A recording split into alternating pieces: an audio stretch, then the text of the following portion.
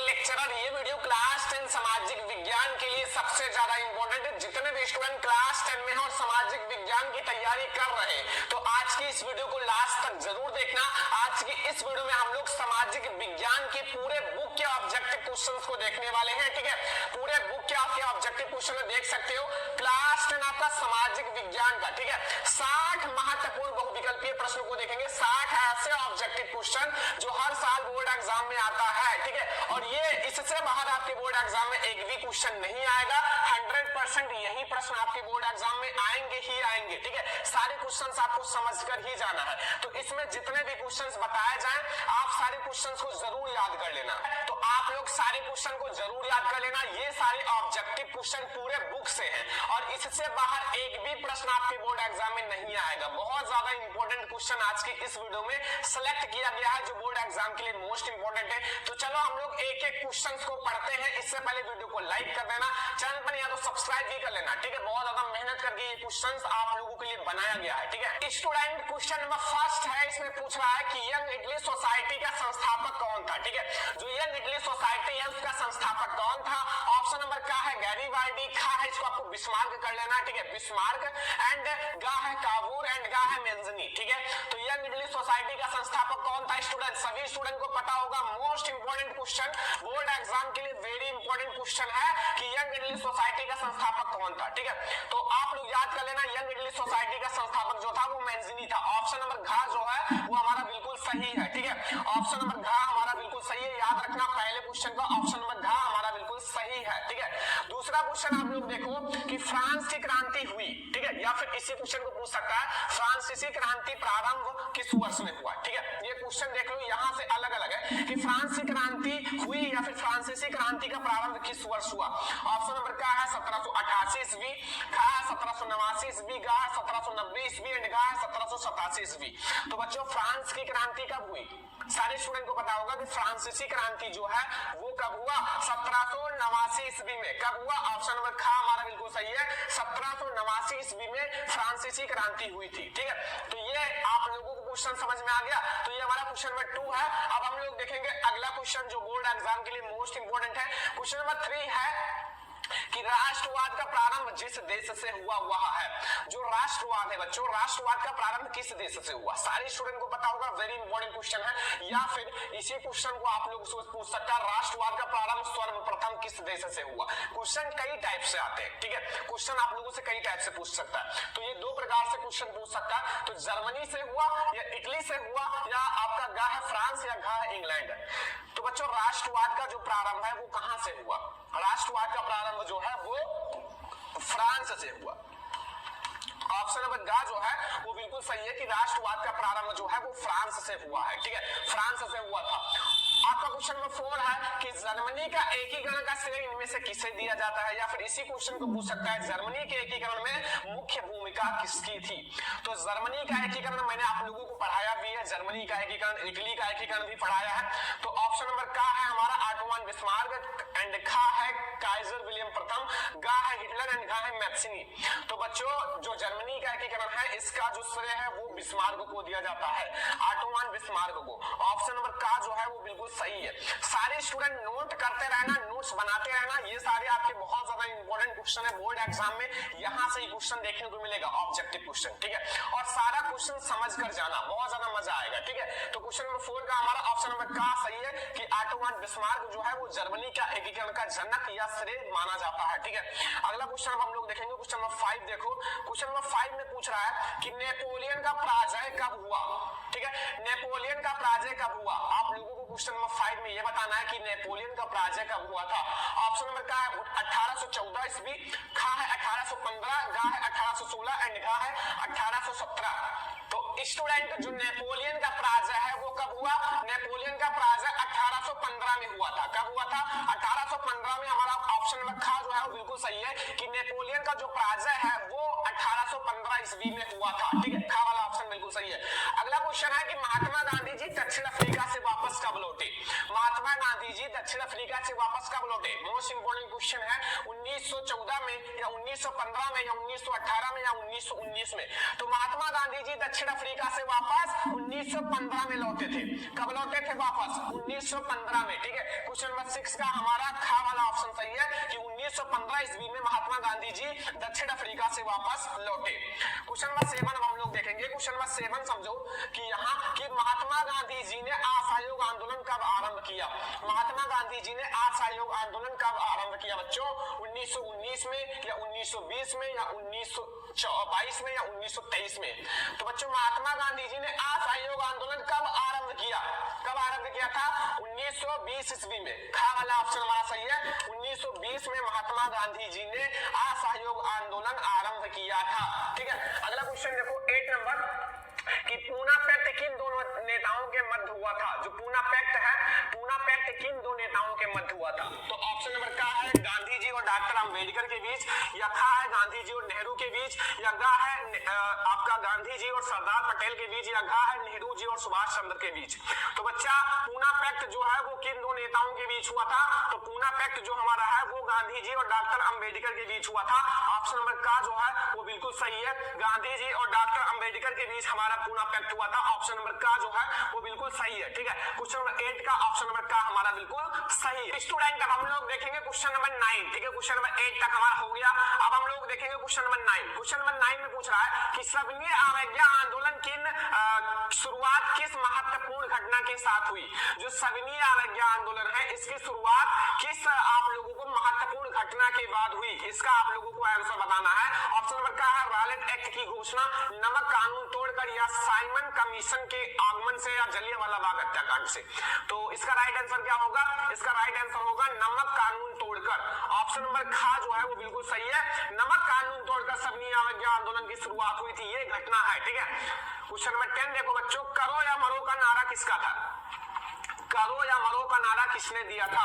Option number का है सुभाष चंद्र बोस, खा आपका है चंद्रशेखर आजाद, या गा है भगत सिंह, या घा ऑप्शन है हमारा महात्मा गांधी।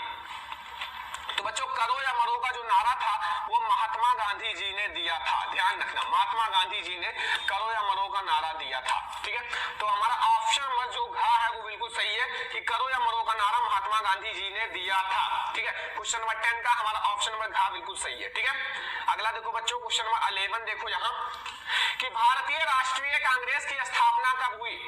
भारतीय राष्ट्रीय कांग्रेस की स्थापना कब हुई थी?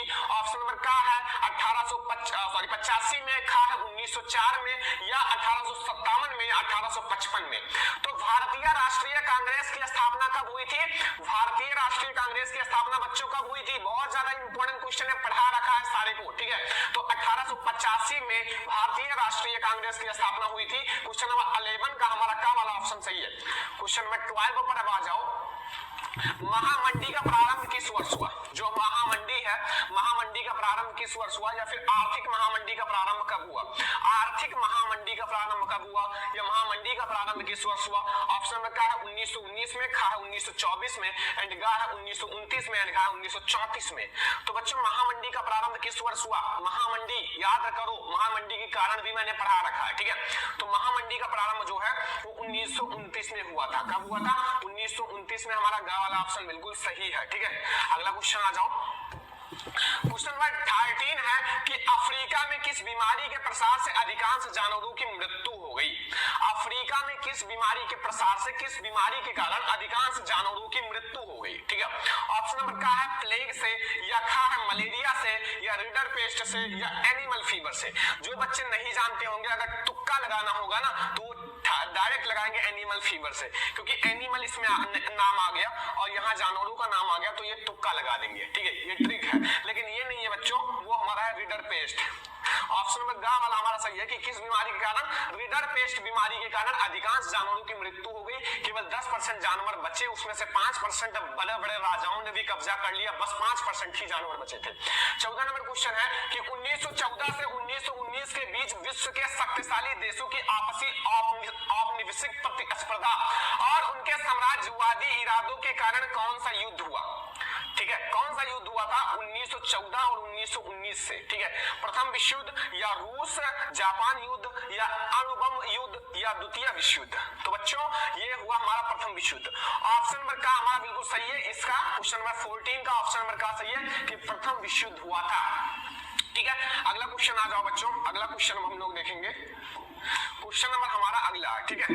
यहाँ क्वेश्चन नंबर 15 है कि प्रथम विश्व युद्ध का प्रारंभ कब हुआ था? प्रथम विश्व युद्ध का प्रारंभ कब हुआ था, या फिर प्रथम विश्व युद्ध का प्रारंभ हुआ, कई टाइप से क्वेश्चन पूछ सकता है, ठीक है। तो प्रथम विश्व युद्ध का प्रारंभ किस वर्ष हुआ, आप लोगों को ये बताना है। जो प्रथम विश्व युद्ध का प्रारंभ किस वर्ष हुआ, तो प्रथम विश्व युद्ध का प्रारंभ हमारा 1914 में हुआ था। कब हुआ था? 1914 में। याद रखना हमारा क्वेश्चन नंबर 15 का ऑप्शन नंबर का बिल्कुल सही है कि 1914 में प्रथम विश्व युद्ध हुआ था, ठीक है। अगला क्वेश्चन, संयुक्त राष्ट्र संघ की स्थापना कब हुई? संयुक्त राष्ट्र संघ की स्थापना कब हुई? ऑप्शन नंबर का है 1945 में, खा है 1942 में, या गा है 1920 में, या गा है 1947 में। तो बच्चों आप लोगों को ये बताना है कि संयुक्त राष्ट्र संघ की स्थापना कब हुई। तो संयुक्त राष्ट्र संघ की स्थापना 1945 में हुई थी। कब हुई थी? 1945 ईस्वी में। हमारा ऑप्शन नंबर का बिल्कुल सही है क्वेश्चन नंबर 16 का। क्वेश्चन नंबर 17 आ जाओ। क्वेश्चन नंबर 17 देखो अब आप लोग यहाँ कि निम्न में से कौन सा जैवीय अजैवीय संसाधन है? अजैवीय संसाधन बताना है कि आप लोगों का अजैवीय संसाधन कौन सा है। ऑप्शन नंबर का है चट्टाने, खा है पशु, या गा है पौधे, या गा है मछलियां। तो बच्चों अजैवीय संसाधन का मतलब है जिसमें जीवन नहीं होता, जिसकी प्राप्ति जीवमंडल से नहीं होती, ये निर्जीव होते हैं। कैसे होते हैं? निर्जीव होते हैं। तो निर्जीव इसमें से कौन है? चारों में से कौन है निर्जीव? चट्टाने है ना, तो चट्टाने हमारा एक अजैवीय संसाधन है, ठीक है। ऑप्शन नंबर का बिल्कुल सही है कि हमारा जो चट्टाने हैं वो एक अजैवीय संसाधन है। क्वेश्चन नंबर 18 है, निम्नलिखित में से एक मिट्टी का प्रकार नहीं है। निम्नलिखित में से एक मिट्टी का प्रकार कौन सा नहीं है? ऑप्शन नंबर का है काली, पीली, या लेटराइट, या सीमेंट। तो बच्चों काली, पीली, लेटराइट ये सब तो मिट्टियां होती ही हैं, लेकिन सीमेंट कोई मिट्टी का प्रकार नहीं है। सीमेंट हमारा मिट्टी का प्रकार नहीं है। तो ऑप्शन नंबर घ जो है वो बिल्कुल सही है कि सीमेंट हमारा मिट्टी का प्रकार नहीं है। तो अब हम लोग देखेंगे अगला क्वेश्चन। क्वेश्चन नंबर 19 पर आ जाओ। क्वेश्चन नंबर 19 है कि चाय की खेती के लिए कौन सी मृदा उपयुक्त है? कि चाय की खेती के लिए कौन सी मृदा उपयुक्त है? काली, लाल मृदा, या जलोढ़ मृदा, या पर्वतीय मृदा, या लेटराइट मृदा। तो बच्चों चाय की खेती के लिए कौन सी मृदा सबसे अच्छी मानी जाती है? तो चाय की खेती के लिए हम लोग लेटराइट मृदा सबसे अच्छा मानते हैं। लेटराइट मृदा हमारा सबसे अच्छा होता है। ऑप्शन नंबर घ जो है वो बिल्कुल सही है। क्वेश्चन नंबर 20 देखो, निम्नलिखित में से कौन सा एक व्यक्तिगत संसाधन नहीं है? ये बताना है कि इन चारों में से कौन सा एक व्यक्तिगत संसाधन नहीं है। व्यक्तिगत का मतलब है कि वो व्यक्ति के द्वारा नहीं बनाया गया है। कहा है बागान तो एक व्यक्तिगत संसाधन है। भूमि भी लगभग व्यक्तिगत संसाधन है। चारागाह भी, और खनिज संसाधन नहीं है।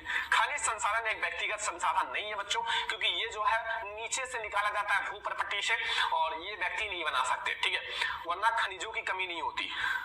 तो अब हम लोग देखेंगे अगला क्वेश्चन। क्वेश्चन नंबर 21 देखो कि भारत में कितने परसेंट स्तनधारियों की लुप्त होने की खतरा है? कितने परसेंट स्तनधारियों की लुप्त होने की खतरा है, आपको ये बताना है। का ऑप्शन है 10%, खा है 20%, गा है 30%, या गा है 40%। तो बच्चों कितने परसेंट स्तनधारियों की लुप्त होने की खतरा है? तो वो हमारा है 20%। कितने परसेंट? 20% स्तनधारियों की लुप्त होने की खतरा है, ठीक है। अगला क्वेश्चन है, यहाँ आप लोग ध्यान से समझो, थोड़ा सा मिस्टेक है। यहाँ आप लोग लिख लेना चिपको, ठीक है, चिपको लिख लेना। चिपको आंदोलन संबंधित है, ठीक है। जो चिपको आंदोलन है वो किससे संबंधित है? ऑप्शन नंबर का है मृदा संरक्षण से, या जल संरक्षण से, या वन संरक्षण से, या वायु संरक्षण से।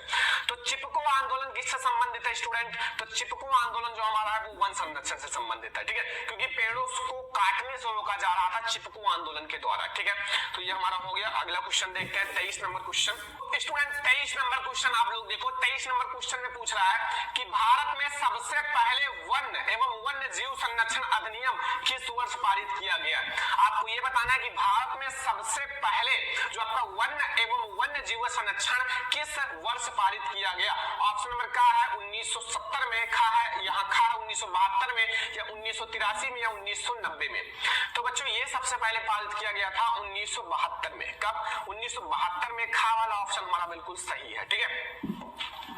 अगला क्वेश्चन देखो, यहाँ हमारा खा वाला सही है, ठीक है, खा वाला 1972 में। एंड 24 नंबर है कि सुंदरवन राष्ट्रीय पार्क किस राज्य में स्थित है? जो सुंदरवन राष्ट्रीय पार्क है वो किस राज्य में स्थित है? ऑप्शन नंबर का है असम में, खा है पश्चिम बंगाल, गा है उड़ीसा में, या मध्य प्रदेश में। तो जो हमारा सुंदरवन पार्क है वो पश्चिम बंगाल में स्थित है। कहाँ स्थित है बच्चों? पश्चिम बंगाल में स्थित है सुंदरवन राष्ट्रीय पार्क। ठीक है, तो हमारा 24 नंबर क्वेश्चन हो गया। अब हम लोग देखेंगे 25 नंबर क्वेश्चन जो बोर्ड एग्जाम के लिए मोस्ट इंपोर्टेंट है। ठीक है, तो आ जाओ 25 नंबर क्वेश्चन देखते हैं। 25 नंबर देखो यहाँ कि भारत की पहली नदी घाटी परियोजना किस पर बनाई गई? भारत की पहली नदी घाटी परियोजना किस नदी पर बनाई गई? दामोदर नदी या कोसी नदी या नर्मदा नदी या चिनाब? ठीक है, तो भारत की जो पहली नदी घाटी परियोजना है बच्चों वो किस नदी पर बनाई गई? तो वो हमारा है बच्चों दामोदर नदी पर। किस पर?